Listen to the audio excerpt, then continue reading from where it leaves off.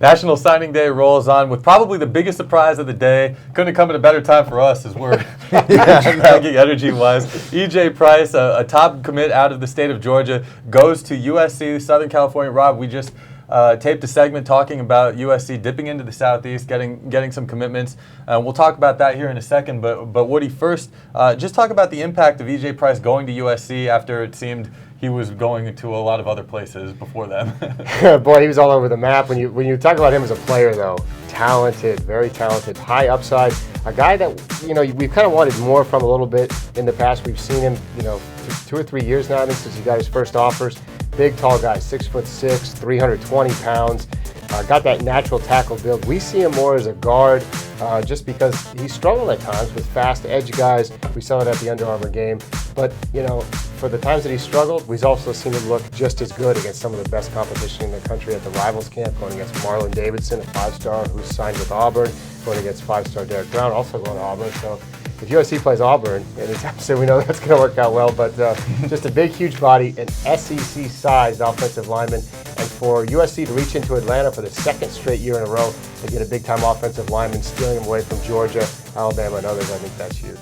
And Rob, piggybacking off of our previous conversation, we started to say there's an inkling of, Clay Helton starting to, lay the groundwork here in the Southeast. I mean, this further supports that. What do you think he's telling these kids down here? I don't know. I mean, they've got the need out there, I guess, and it gives you a chance to play for a program with some prestige, and maybe you get a chance to play pretty early. It's not been a prototypical signing day for USC. Usually on signing day, at least in the recent past, USC will have a number of high-rated local LA kids ready to pick USC on signing day. We see it seems like every year. This year, we saw Jack Jones was a guy that we thought, okay, he's going to pick USC. He comes from an SEC or a SE pipeline school. But they've drawn all these commitments from the Southeast now instead of those local guys. So it's really interesting to see how they finish because, I don't think we expected much from them today. And they've already kind of surpassed what we thought would happen from USC on signing day.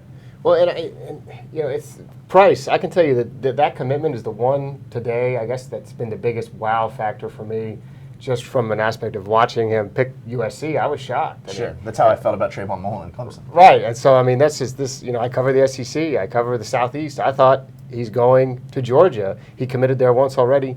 USC did a great job to reach in and steal him. Make no mistake, he was wanted by Auburn. He was wanted by Georgia. And USC wins the battle. That's going to kill the narrative of he wasn't a take for us anyway. Right, that's what I'm saying. I'm telling you, USC fans, you've been great on social media all day today. This was a win for you. I suspect one day of snow this winter, near flash flooding this morning. He took one look out the window and said, I'm going to Southern California, and that's that. That's usually how these things work. Cali, here I come. All right, so more to come. Hopefully more surprises here on National Signing Day on Rivals.com.